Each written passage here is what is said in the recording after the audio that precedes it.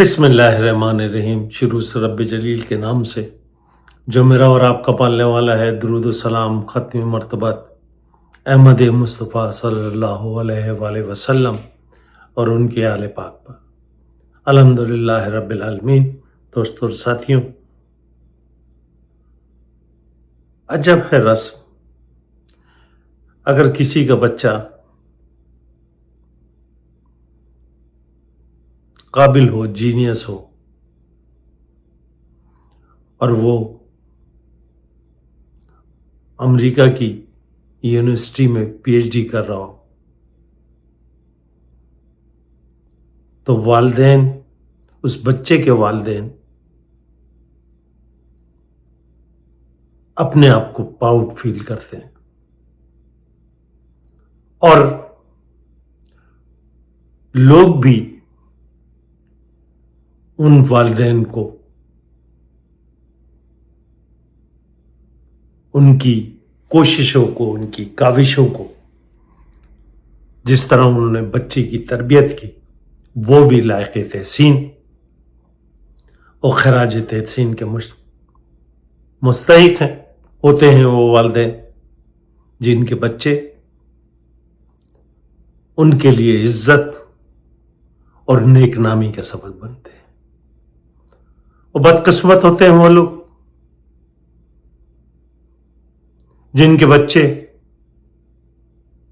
ان کے لیے ذلت اور رسوائی کا سبب بنتے ہیں۔ زورین ممدانی کسی تعارف کا محتاج نہیں، جینیس۔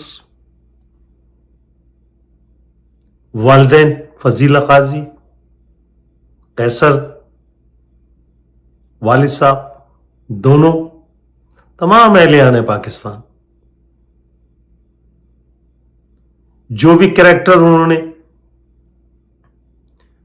ڈرامیٹک لائف میں، گلیمر میں گزارے، وہ بہت اچھے گزارے اور بہت نیک نامی سے گزارے۔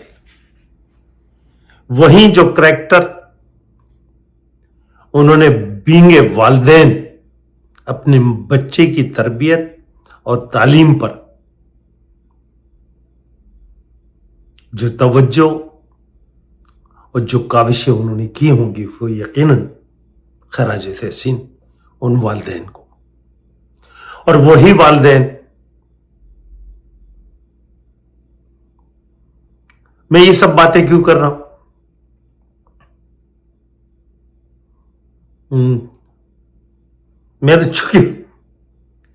میرا بچہ بھی نیو یارک کولمبیا یونیورسٹی سے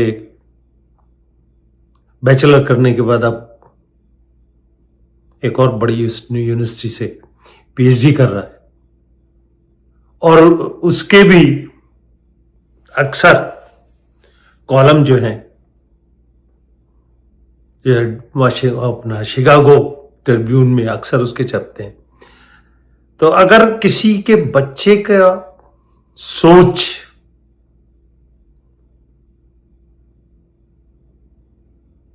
جاہلانہ مکتب فکر کے لوگوں سے مطابقت نہیں رکھتی، میں اگر اپنی سوچ اپنے بچے پہ مسلط کروں تو کیا میرا بچہ ترقی کر سکتا ہے؟ یا کسی کا بھی بچہ ترقی کر سکتا ہے؟ آج کی نسل، زی جنریشن کہیں یا کوئی بھی جنریشن کہیں، لیکن آج کا بچہ شعور، عقل، ٹیکنالوجی پہ کمانڈ رکھتا ہے۔ وہ ہر اچھی چیز، ہر بری چیز، تمام تر معلومات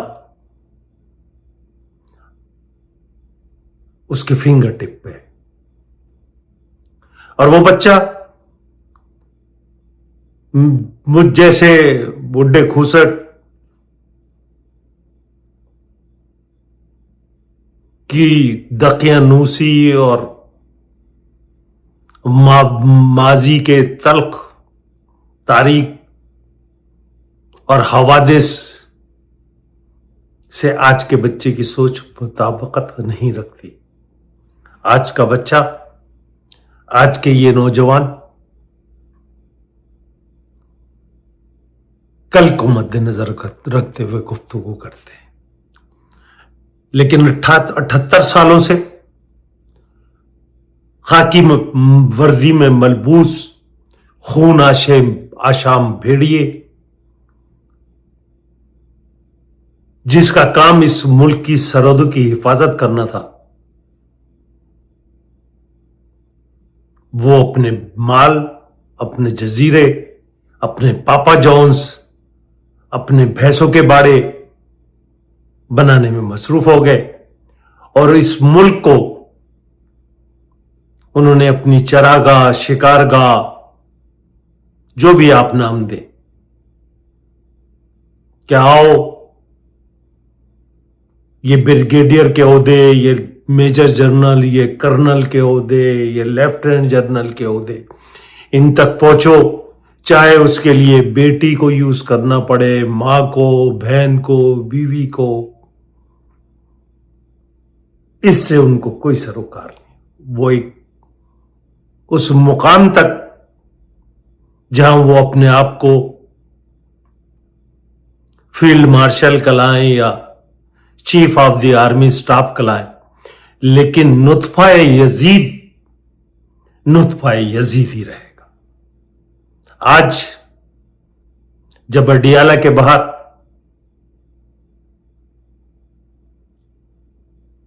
حافظ ابن یزید، جس کی رٹافیکیشن کوالیفیکیشن ہے، کیا وہ یہ بات نہیں جانتا کہ یہ سورہ یاسین کو قرآن کا دل کہا گیا؟ میری تو خدا سے دعا ہوگی کہ اس مردود عاصم ابن یزید کا جب وقت آخر ہو تو پروردگار اس ناہنجار کو سورہ یاسین کا نہ کوئی اس کے سراہنے پڑھنے والا ہو، نہ پروردگار اس کو اتنی اس کے دماغ کو اور اس کی زبان کو وہ طاقت دے کہ یہ سورہ یاسین پڑھ سکے. کیونکہ جو کچھ آج خواتین اور مرد جب وہ سورہ یاسین کی تلاوت کر رہے تھے تو یزیدی سپاہ کے حافظان نے گندا، غلیظ، ناپاک پانی ان سورہ یاسین کا پڑھنے والوں کے اوپر جس طرح چھوڑا اور پھینکا، وہ دلیل ہے اس بات کی کہ کل کے عاصم یزید ابن معاویہ اور آج کے عاصم ابن یزید میں کوئی فرق نہیں ہے. اور اگر آج کے بعد بھی آپ یا آپ کے جاہل، حرام خور علماء سو، مفتیان جو لوٹ لوٹ کر اسلام کے نام پہ اپنی تجوریاں بھرتے ہیں اور جب مر جاتے ہیں تو ہمیں پتہ چلتا ہے کہ کتنے اربوں روپے کی جائیدادیں اور بینک بیلنس چھوڑ کے گئے، کیونکہ ہمیں جب پتہ چلتا ہے جب بچے کتوں کی طرح لڑتے ہوئے عدالتوں تک پہنچتے. تو آج کا پاکستان یزیدیت کا پاکستان ہے. وہیں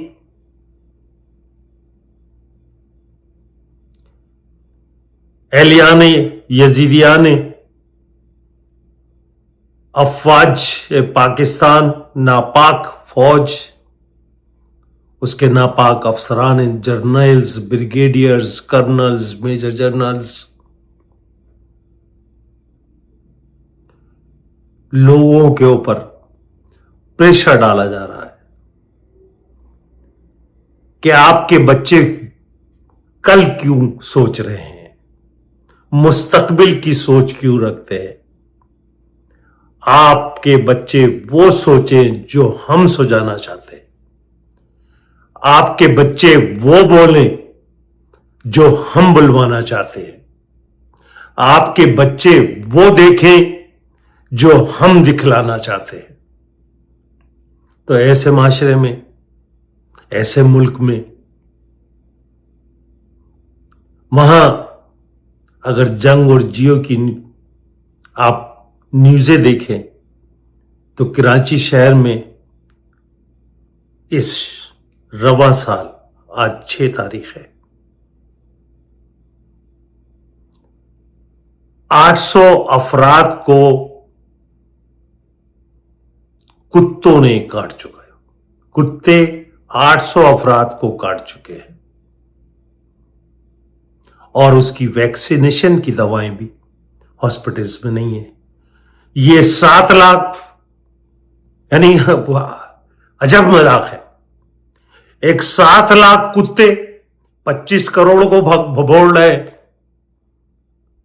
اور ادھر کراچی کے 8 جو کتے ہیں وہ 800 لوگوں کو کاٹ چکے ہیں.